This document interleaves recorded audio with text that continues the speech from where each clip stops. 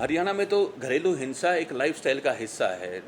मैंने खुद सुना था कि हमारे पड़ोस में से एक आवाज़ आ रही थी महिला की रोने की। मैं काफ़ी सालों बाद आया था घर पे, तो मैंने पूछा हमारे घर पे कि ये क्या हुआ है, तो बोले ये तो रोज़ का काम है, ये रोज़ आया कर अपनी मुँह नपी ट्या करे।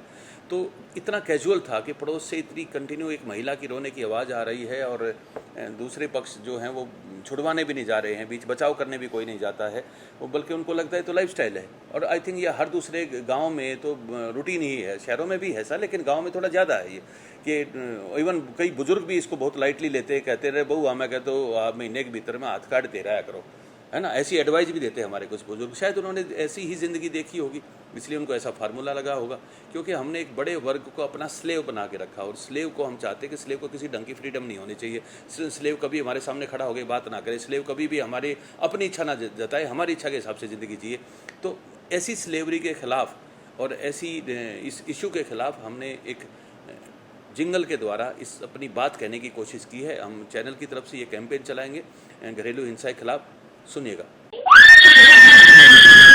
चीख अजन्मी बेटी की जहनों में सुनाई देती है, कहीं जलती हुई दुल्हन घर के आंगन में दिखाई देती है, कहीं उत्पीड़न का शिकार हुई, कहीं रुसवा सरे बाजार हुई, कहीं बेटी है तो बहन कहीं रो रो के दुहाई देती है। रोको इस जुल्म की आंधी को, रोको रोको तुम चुप क्यों हो,